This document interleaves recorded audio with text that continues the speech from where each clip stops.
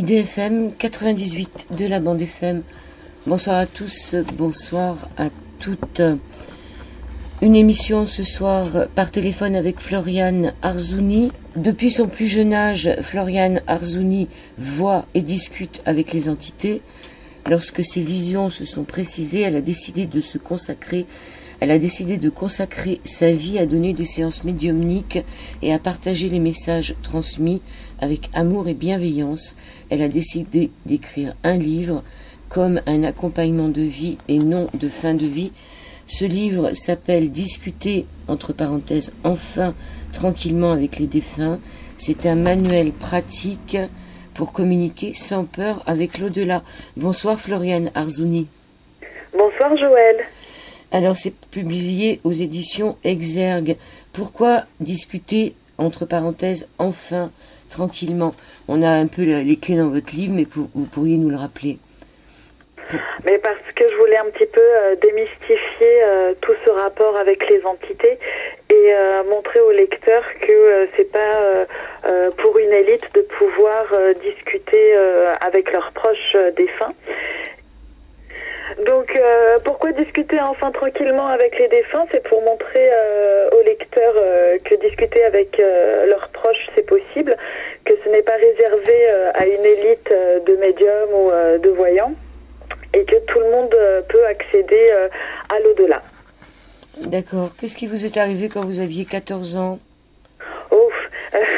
Alors, quand j'avais 14 ans, j'ai vu des images, des fantômes, si on peut appeler ça comme ça. Il y avait des ombres qui passaient devant moi. Je comprenais pas au début pourquoi je voyais ça. Au début, je pensais que j'étais folle. Et en fait, quand je voyais les gens, j'avais des images et des flashs de leur vie. C'est comme un film qui se déroule sous mes yeux.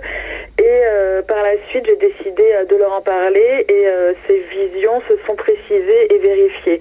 Donc bon, je me suis dit, je suis pas si folle que ça et du coup, je vais aller dans ce sens-là. D'accord.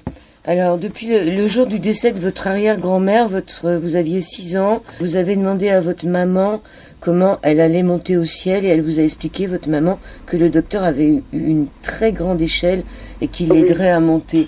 C'est une jolie phrase, ça.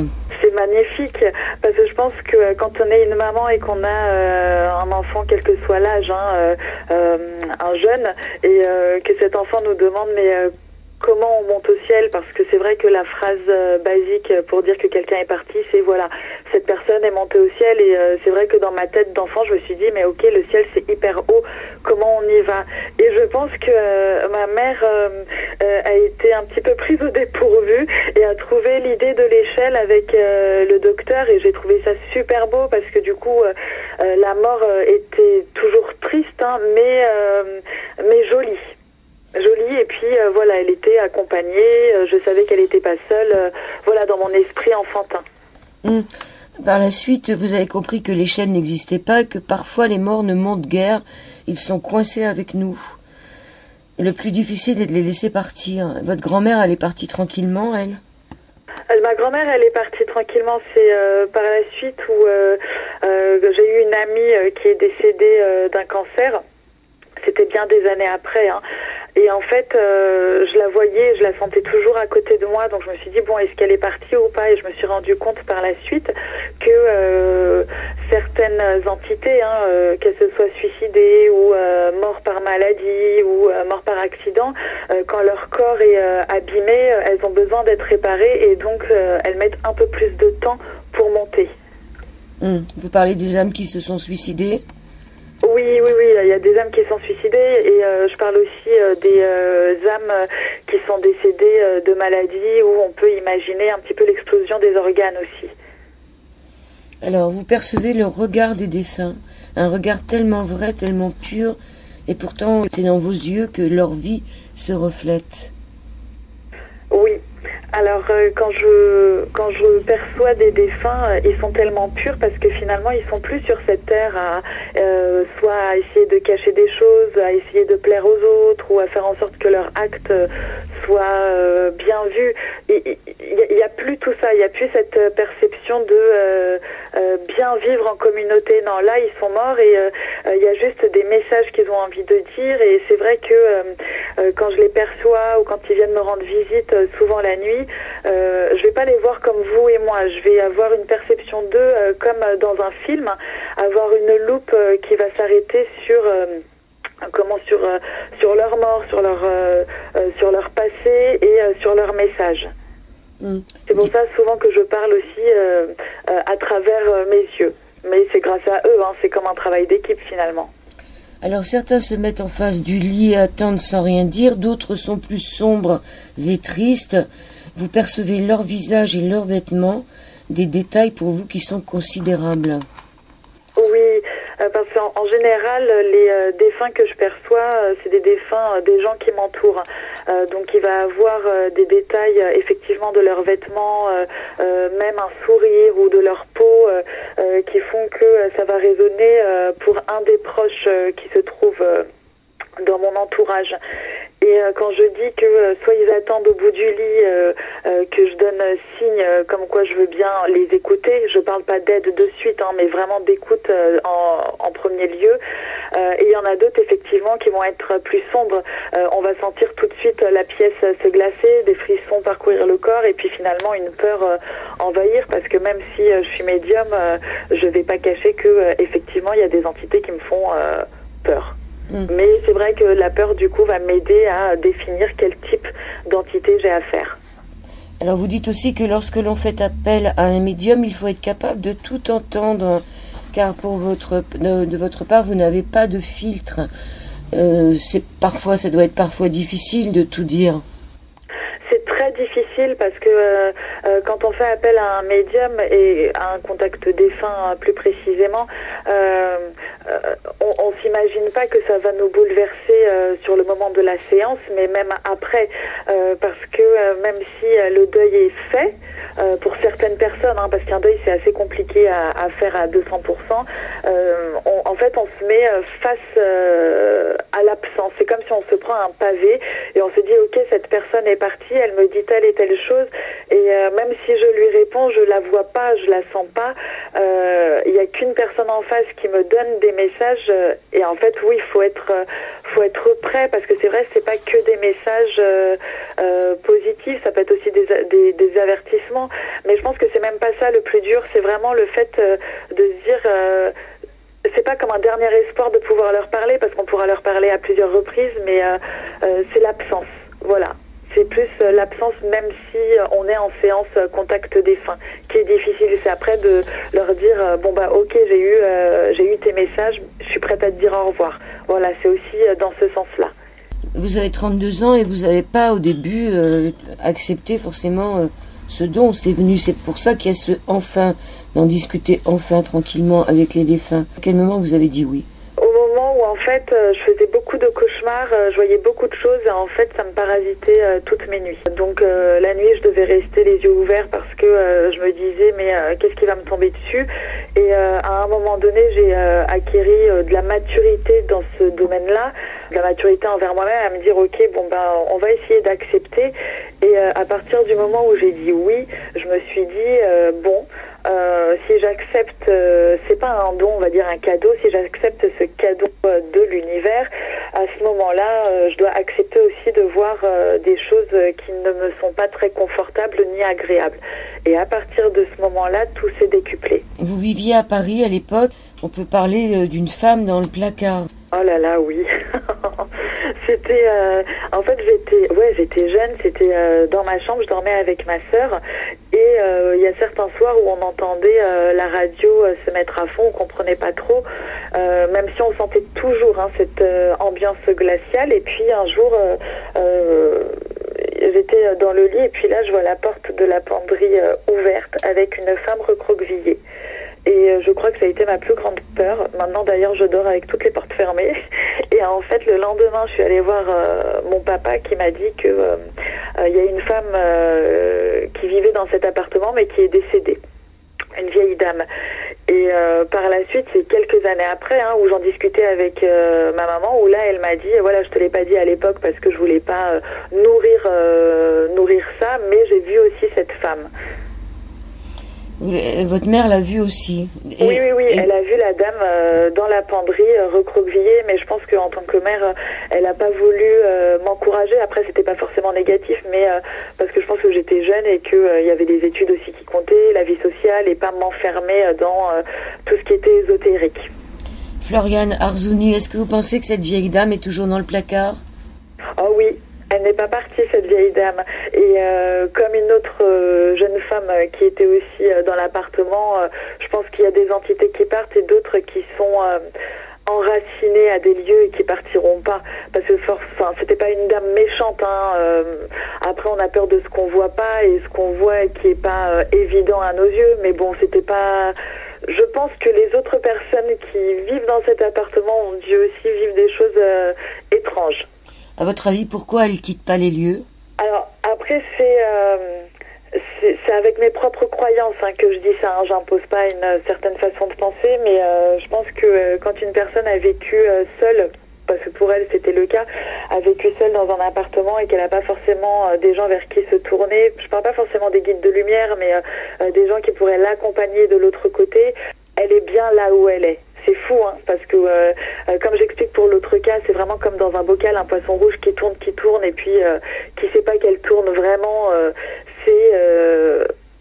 Elle est bloquée, elle est là et elle restera. Après, j'étais trop jeune pour me dire je vais la faire passer de l'autre côté. J'avais 14 ans, donc c'était très jeune. Alors vous dites, la nuit tombée fait venir les âmes errantes comme si elle leur donnait la permission de se manifester. C'est dû à quoi? Au fait qu'on est plus dans l'ombre et qu'on voit plus l'ombre? Je pense que c'est surtout que notre corps est détendu, qu'on n'a pas à penser, à manger, à travailler, à marcher, à respirer. On est dans notre lit et puis tout se détend en fait.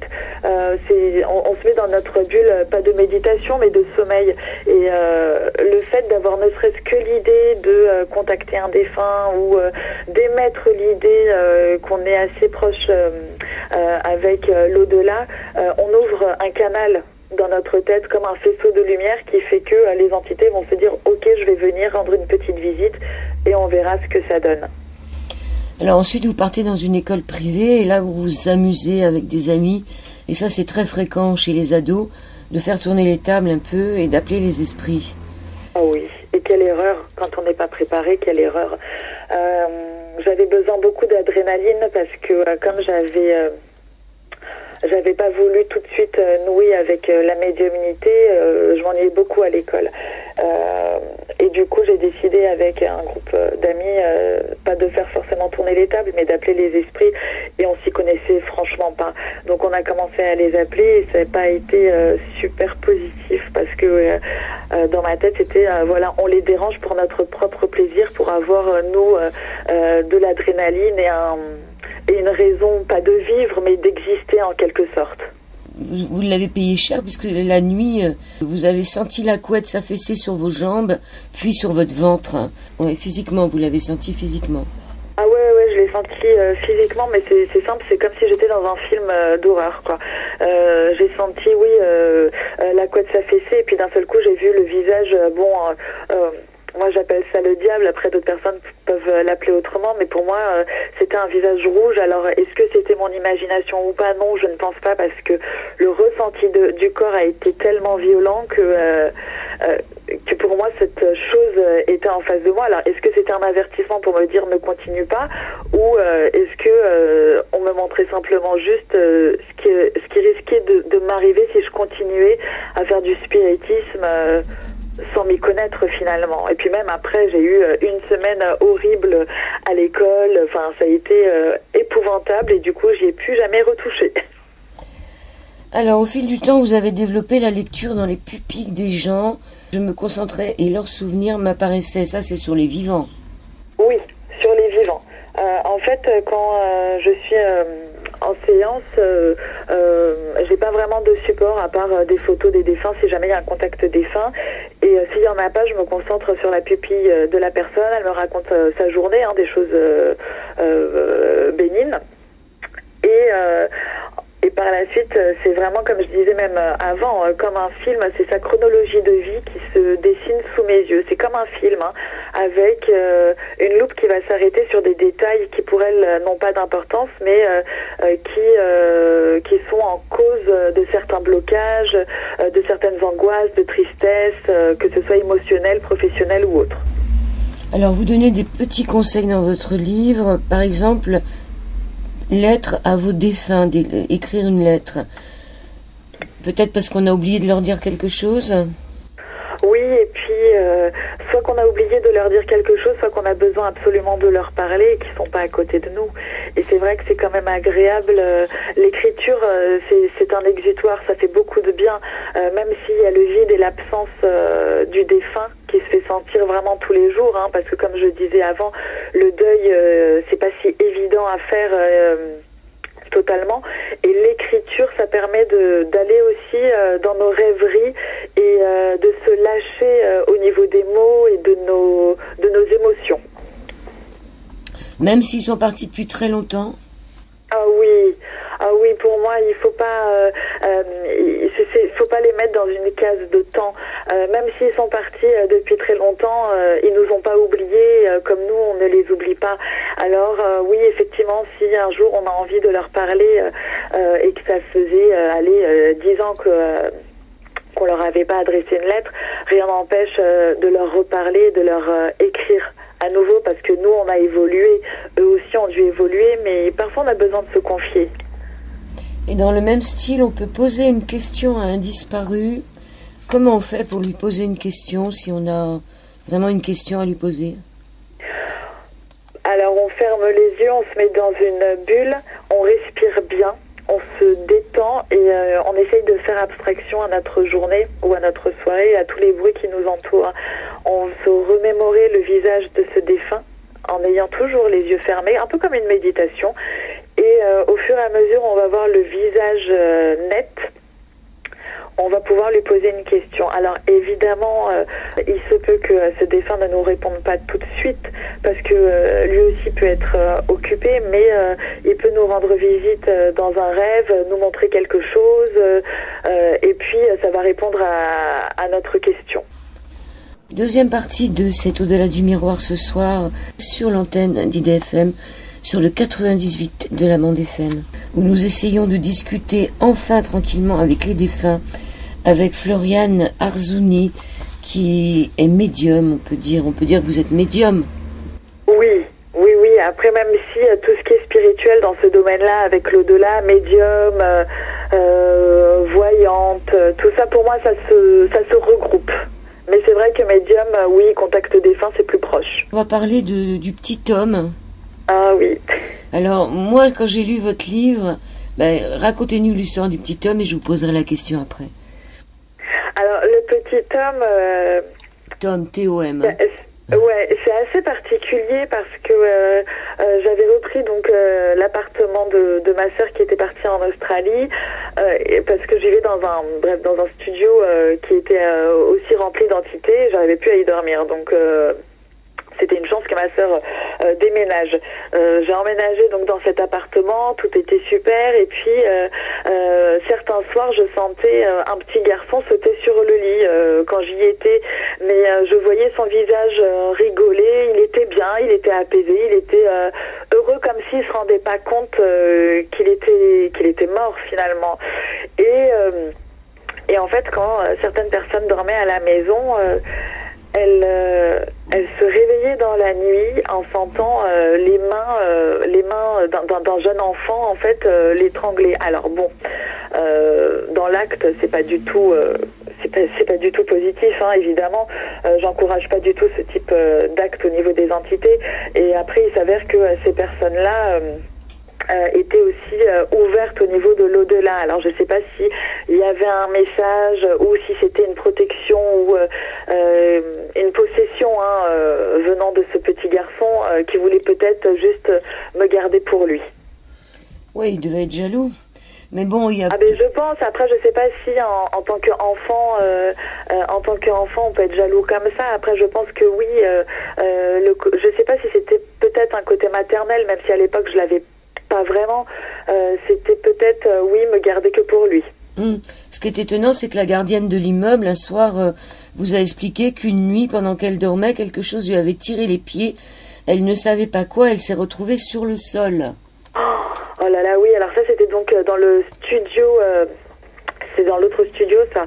Je vivais donc au rez-de-chaussée et effectivement il y avait la gardienne qui vivait en face, c'était dans une cour, donc on avait vraiment la fenêtre face à face. Et j'étais allée chez elle et effectivement il y avait des ombres noires partout, partout, partout. C'était comme un immeuble rempli de morts. Il y avait un pendu. Il y avait un pendu, il y avait un pendu, donc il y avait un homme qui était pendu dans ma cuisine. Et il y avait eu aussi un suicide d'un jeune homme, d'un étudiant, mais il y a au moins une dizaine d'années. Et en fait, quand on rentre dans cette cour, il n'y a pas besoin d'être médium pour voir que tout était très très sombre et pas très fin. Mais c'est fou parce que c'était vraiment un studio de 16 mètres carrés, hein, donc une cage à lapins. Je suis rentrée dans ce studio et il n'y avait rien d'exceptionnel, mais j'arrivais pas à en sortir. J'ai fait des pieds et des mains pour la voir, alors que il n'y avait rien de positif dedans, mais quelque chose me happait. Alors vous écrivez, j'ai senti sa présence s'approcher de moi, son souffle sur ma nuque, j'ai cru faire une crise cardiaque. Ce pendu restait toutes les nuits derrière moi, j'entendais sa respiration, il était impotent, les cheveux bouclés, gris, je ne savais rien de plus, je pouvais voir la corde qui lui lacérait le cou, il me transmettait ses angoisses. Alors la question que je voulais vous poser pour le petit Tom et pour ce pendu, est-ce que vous n'avez pas eu l'idée de retourner pour libérer Tom par exemple? Alors, Tom, comment je vais dire ça?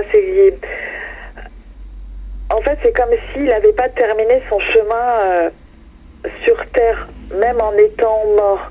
C'est comme s'il n'avait pas rencontré... c'est comme s'il n'avait pas terminé sa fin de vie. Parce que comme il se rendait pas compte qu'il était mort finalement, je pense qu'il avait besoin de rencontrer d'autres personnes, d'autres habitants dans ce studio finalement pour pouvoir partir et pour pouvoir trouver la lumière. Parce que je lui avais aussi laissé le choix en laissant une chaussure dans le salon en disant soit tu viens avec moi et je t'aiderai, soit tu restes ici. Et tu continues et puis quelqu'un te guidera en haut. Et cet homme est resté dans ce studio. Ouais, alors c'est quoi l'histoire de la chaussure? En fait, la chaussure, c'est si jamais je voulais que Tom vienne avec moi, et ça c'est pour n'importe quelle entité qui vit dans les murs, hein.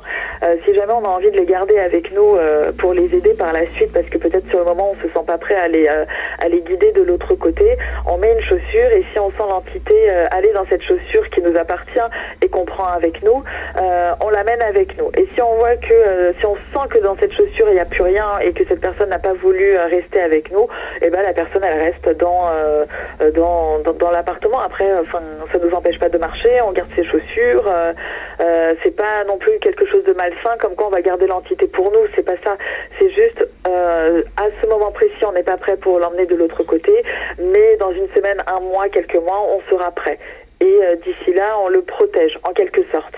Donc il n'a pas voulu rentrer dans la chaussure? Non. Donc peut-être qu'il s'est dit qu'il va avoir d'autres habitants, peut-être qui taquinaient finalement, ou peut-être quelqu'un d'autre qui voudra ou qui sera prêt au moment précis pour l'emmener de l'autre côté. Alors vous avez fait des recherches dans les archives de l'immeuble. À votre étonnement, il y avait eu plusieurs suicides. Un jeune qui s'était tailladé les veines et que les gens de l'époque avaient retrouvé dans la cour. Un vieux monsieur qui s'était suicidé dans le studio que vous habitiez. Et des morts naturelles et j'en passe. Je pense que sur Terre, depuis que la Terre existe et que les humains sont sur Terre, il n'y a pas un endroit où il n'y a pas eu un mort. On est d'accord? Ah mais ça on est d'accord. On est d'accord. Après il y a certains endroits où on est plus sensible à leur présence et il y en a d'autres où on n'est pas du tout sensible. Mais c'est vrai que cet endroit était très très particulier parce qu'il était chargé. Dans les escaliers de l'immeuble, on pouvait entendre les pas d'enfants, d'adultes marcher alors qu'il y avait personne visuellement parlant. c'était comme si cet immeuble habitait des défunts. Mais c'est vrai que quand on est sensible à l'au-delà et puis aux entités, il n'y a pas un endroit qu'on visite où effectivement il n'y a pas eu un décès. Mais parce que c'est aussi le cycle de la vie, c'est normal et c'est aussi de la logique. Alors, ce qui est bizarre, c'est qu'en quittant ce studio, une tristesse vous a envahi comme si vous laissiez tomber quelqu'un. Oui. Comme si je devais vivre un autre deuil. Alors, est-ce que c'était le deuil de tous ces habitants qui finalement j'étais sensible à la médiumnité et puis j'avais pas pu les aider. Est-ce que c'est la culpabilité ou est-ce que effectivement je laissais tomber, c'est pas des amis, hein, pas du tout, ni des amis imaginaires, mais est-ce que je laissais tomber des gens qui avaient peut-être besoin de moi en toute humilité, hein, et finalement après cette tristesse elle est passée parce que je me suis dit bon, ces gens-là ils trouveront aussi d'autres personnes qui seront à leur écoute. Le jour où vous avez quitté l'appartement, le jour de votre départ, non sans un pincement au cœur, j'ai allumé une bougie, fait brûler de la sauge, et j'ai prié fort pour lui, le petit homme, et lui ai souhaité de s'envoler au ciel, de se laisser porter par l'amour de sa famille, de ses parents, d'avoir confiance en ce qui l'attendait, puis j'ai fermé la porte. À votre avis, il est encore là-bas, vous n'avez pas été voir? Je suis pas allée voir parce que comme j'ai déménagé dans le sud-ouest, j'ai pas eu l'occasion d'aller revoir, hein, et puis c'est assez délicat de dire aux nouveaux habitants bon je voudrais bien revoir mon ancien studio pour voir s'il y a toujours quelque chose. Je pense que ce petit homme c'est un petit peu comme la vieille dame du placard. Alors bon, c'est pas très chouette pour lui, bien qu'il peut s'amuser avec les habitants. Pour moi il est toujours là jusqu'à ce qu'il trouvera quelqu'un qui va l'emmener de l'autre côté. Alors il n'y a pas que moi sur Paris, sur Terre, etc. qui fait ça. Donc je suis sûre que le moment opportun pour lui, il y aura une personne qui va l'emmener de l'autre côté. De l'autre côté du miroir. Et vous avez un chapitre au miroir, Mes ombres. Là, c'est quelque chose que vous faites en rêve. Vous rêvez d'une femme. Bon oui, je rêve d'une femme qui est collée à moi. Alors qui est très très gracieuse, mais en forme de squelette, mais qui porte toujours une vieille robe avec une coiffe. Mais voilà, elle a pas un visage comme vous et moi. Elle a vraiment juste un squelette. Et puis on a l'impression qu'elle danse. Elle ondule ses os. C'est très très particulier dans ce rêve parce que je suis dans une maison à un étage devant un miroir et puis je me coiffe et j'ai l'impression que c'est pas moi finalement qui se trouve devant ce miroir et que c'est le reflet de ce squelette femme. Et en fait le soir où j'ai rêvé d'elle, une semaine après j'ai un ami qui m'appelle et qui me dit voilà, j'ai rêvé de toi, t'étais dans une forêt et puis il y avait une femme squelette qui restait avec toi. Alors bon, j'ai rien dit sur le moment, mais je me suis dit alors est-ce que c'est une ombre de moi-même qui reste collée à moi? Est-ce que c'est une entité qui reste collée à moi? Est-ce qu'on est venu me rendre visite? Parce que là il n'y avait pas de message, hein. Il n'y avait pas ni d'avertissement, ni de mots. C'était vraiment sa façon de bouger, de bouger l'air, qui était assez stupéfiante. Oui, est-ce que c'est pas aussi la vieille femme qui est en vous? On a toutes plus ou moins fait des rêves de vieilles femmes vers la trentaine. Est-ce que c'est pas aussi la vieille femme qui est en vous?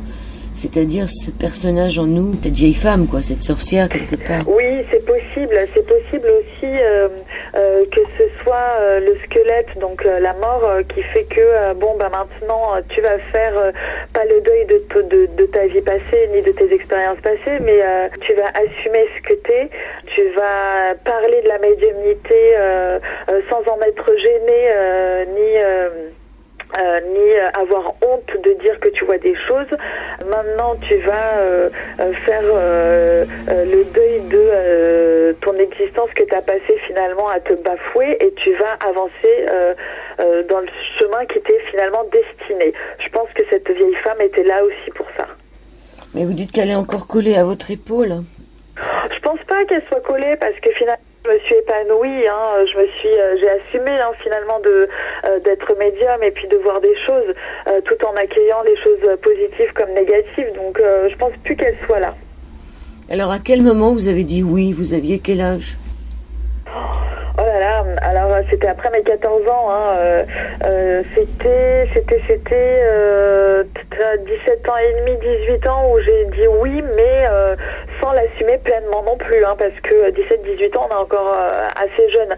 C'est quand il y a eu le décès donc de ma copine qui a eu le cancer quand j'avais quand j'avais mes 17 ans.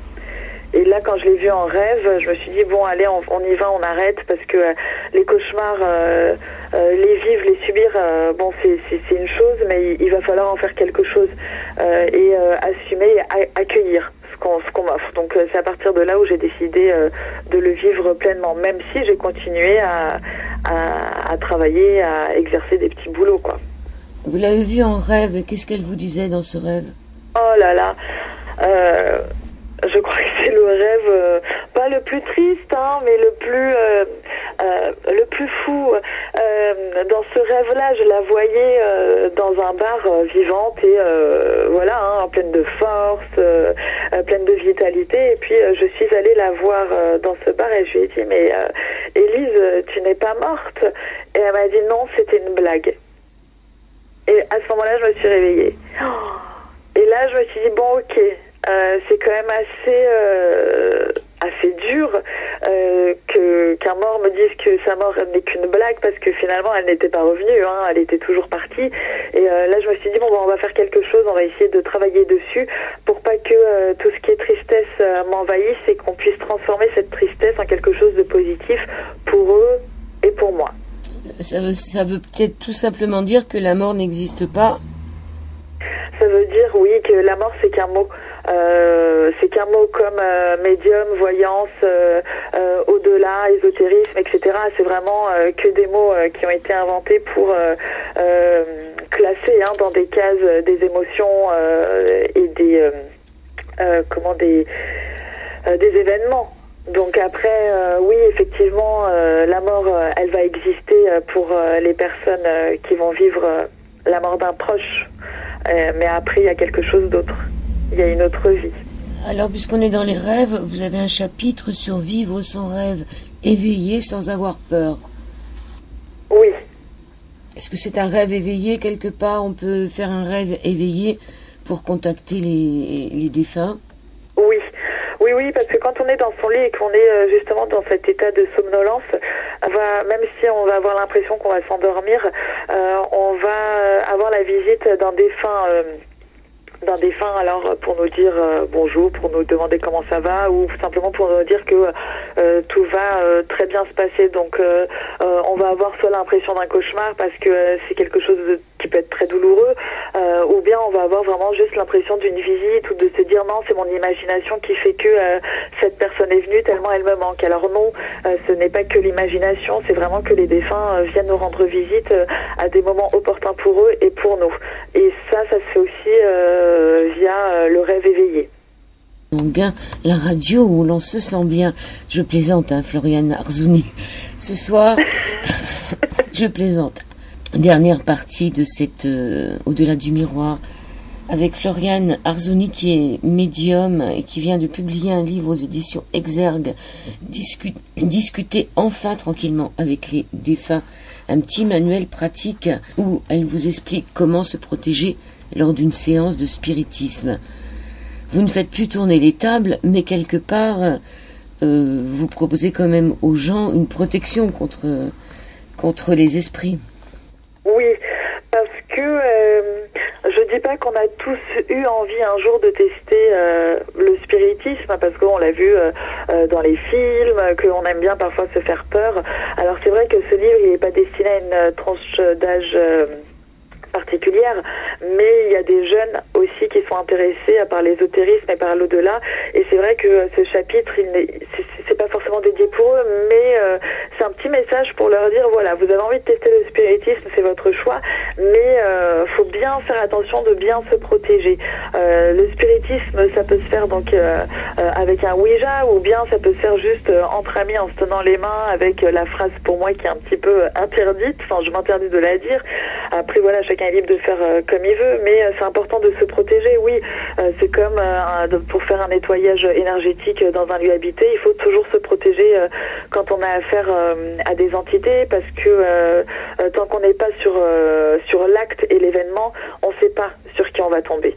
Donc on peut tomber sur des entités très sympas, hein, voilà. Même des entités qui vont nous faire des farces, on va tomber sur des entités qui vont nous faire un petit peu plus peur et qui vont être là pour puiser un peu dans notre énergie pour s'imprégner des lieux. Alors oui, je parle souvent de la médaille de Saint-Benoît, après qu'on soit religieux ou pas, hein, c'est chacun ses croyances, mais pour moi cette médaille elle a fait que mes nuits sont beaucoup moins torturées par des entités. Cette médaille-là, elle va éloigner tout ce qui va être néfaste à ma vie. Dans ce chapitre-là, oui, je conseille à cette médaille, et je conseille aussi la sauge blanche, qui est très très importante aussi pour se protéger, comme le sel qui absorbe toutes les vibrations négatives. Alors on la met où cette médaille de Saint-Benoît ?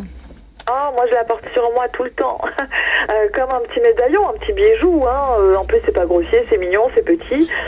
Si on n'aime pas la porter sur soi, au coucher, on peut la mettre sous son oreiller, c'est très bien, ou bien on peut l'accrocher chez soi, hein, sur un mur.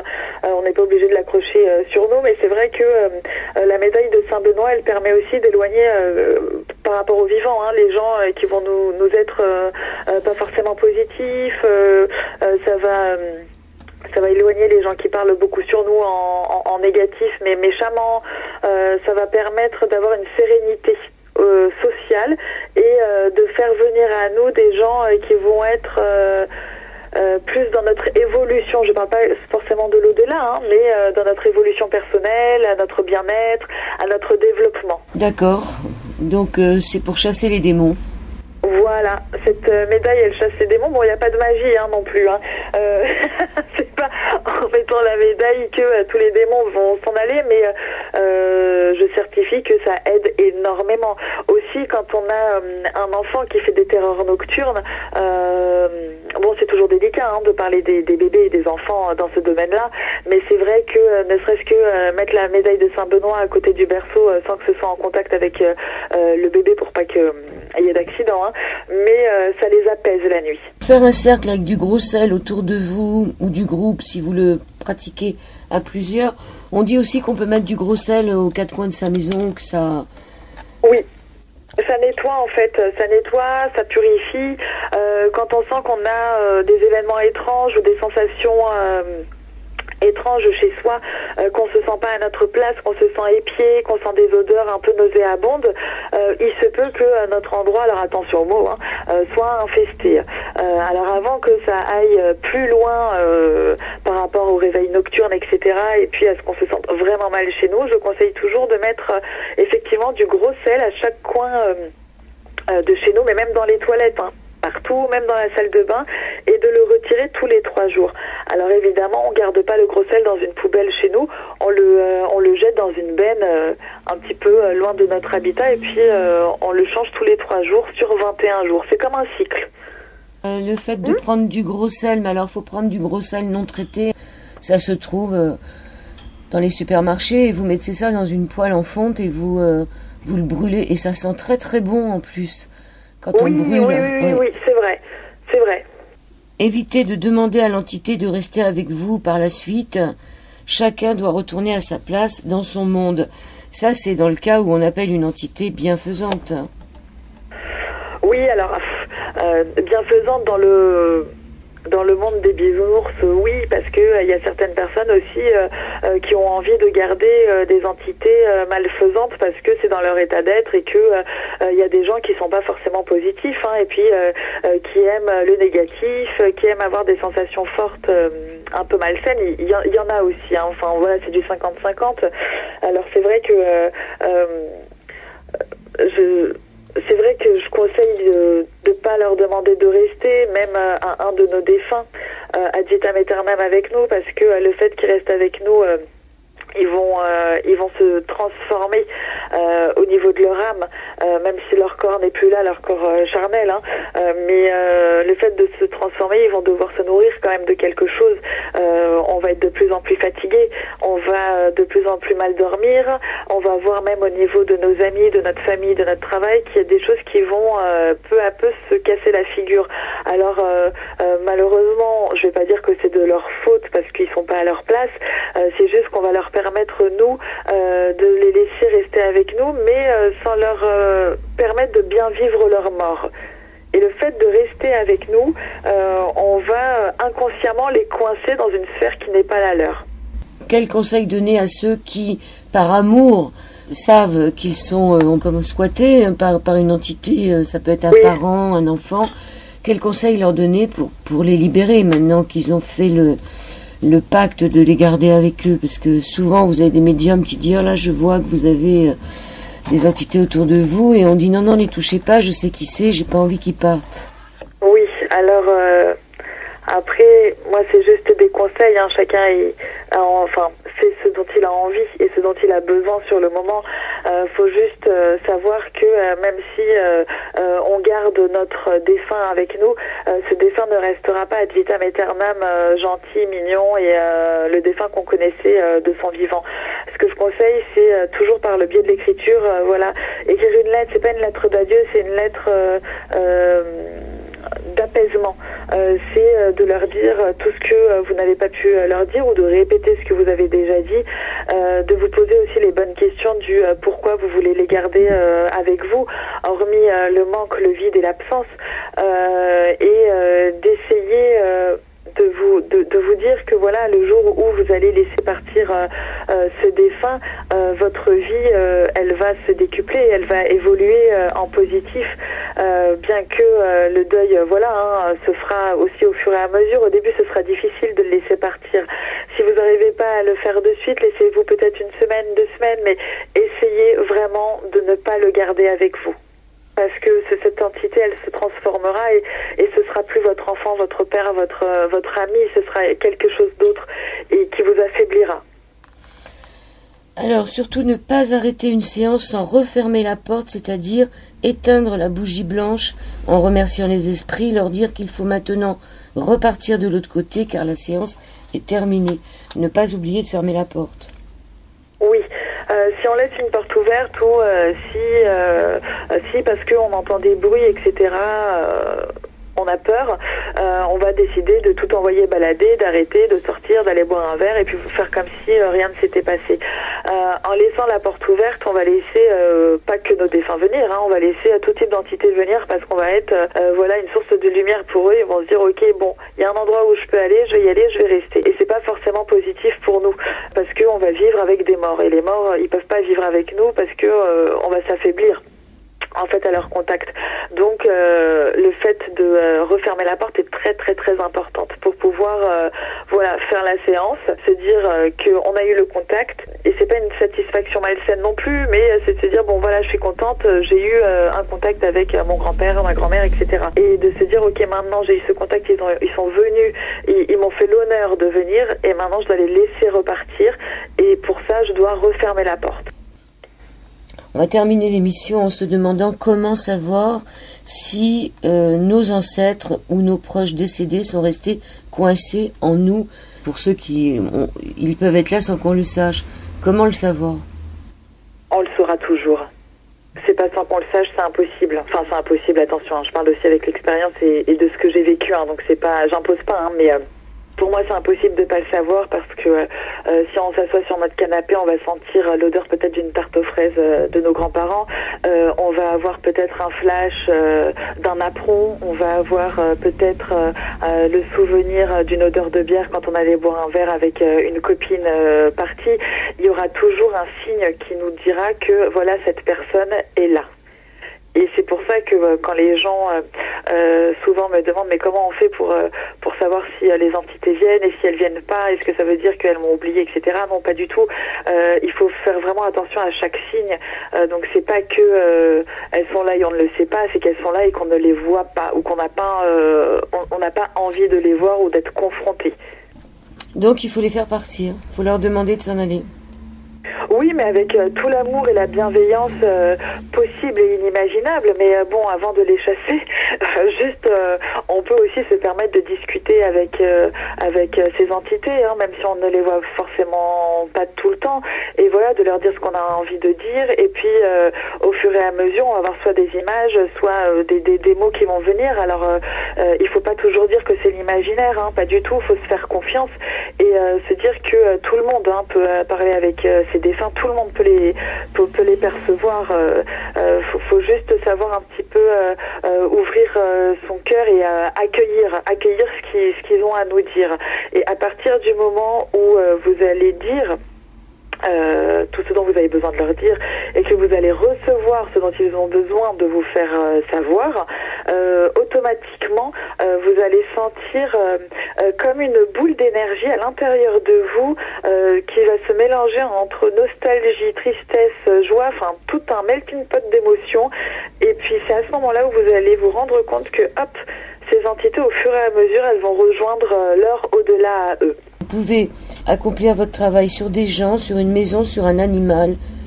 Oui, après je demande toujours les photos, que ce soit des gens qui sont que les gens pensent qu'ils sont un petit peu infestés ou de l'habitat. J'établis d'abord un diagnostic, voir toutes les pièces de l'habitat, voir ce qui se passe pour pouvoir aussi dire ce qui va ou ce qui ne va pas. Et puis surtout l'exorcisme, j'emploie le mot qui est un peu fort parce qu'on a souvent l'habitude des films d'horreur quand on entend ce mot, mais c'est pas l'exorcisme d'église parce qu'il y a que l'Église qui est habilitée à faire cet acte, mais là c'est un autre type d'exorcisme aussi avec des prières qui fait que j'enlève le mal des gens, des habitats et des animaux. Alors après c'est pareil, la tête ne tourne pas, il n'y a pas des clous qui sortent de la bouche, mais il y a des choses qui se passent, mais moins on va dire hard que ce qu'on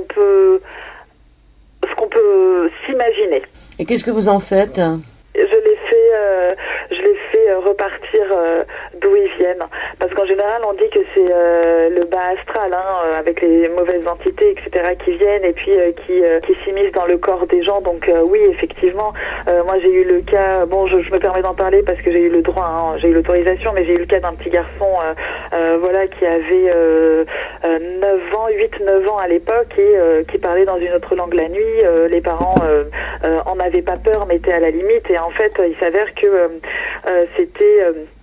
il y avait l'entité qui rentrait un petit peu en lui et cette entité-là, c'était une personne de la famille de ce garçon qui s'était suicidé. Alors on imagine souvent que c'est des monstres, etc., qui viennent infester les humains, mais non, il y a aussi, il se peut aussi que ce soit une personne de votre famille, qui a commis un acte suicidaire, qui est coincé, qui est dans la tourmente, ou simplement qui est très très très en colère et qui n'a pas envie de partir et qui a juste envie aussi de vous embêter, parce que c'est possible, c'est pas juste dans le cas, il n'y a pas que des cas extrêmes, il y a aussi juste je viens et puis je vais faire en sorte de tourmenter un peu la vie familiale. Donc vous travaillez par photo? Oui, je travaille par photo, par téléphone, j'ai besoin d'une photo quand même, et après la voix fait le reste. D'accord, on peut vous retrouver sur Facebook? Oui, vous pouvez me retrouver sur Facebook Floriane Arzouni Medium ou sur mon site internet florianearzounimedium.com. D'accord, Arzouni, A-R-Z-O-U-N-I. Oui. Qu'est-ce que vous pourriez dire pour terminer cette émission, Floriane? Pour terminer, que bien que l'absence peut être douloureuse, faut vous dire que au ciel il y a toujours des étoiles qui brillent et que ces étoiles qui brillent, ce sont vos proches. Et ne jamais perdre espoir, vous allez pouvoir leur reparler, ils sont toujours près de vous, ils veillent sur vous. La vie continue pour eux aussi. Discutez enfin tranquillement avec les défunts, Floriane Arzouni, édition Exergue. Merci beaucoup, Floriane. Merci à vous, Joël.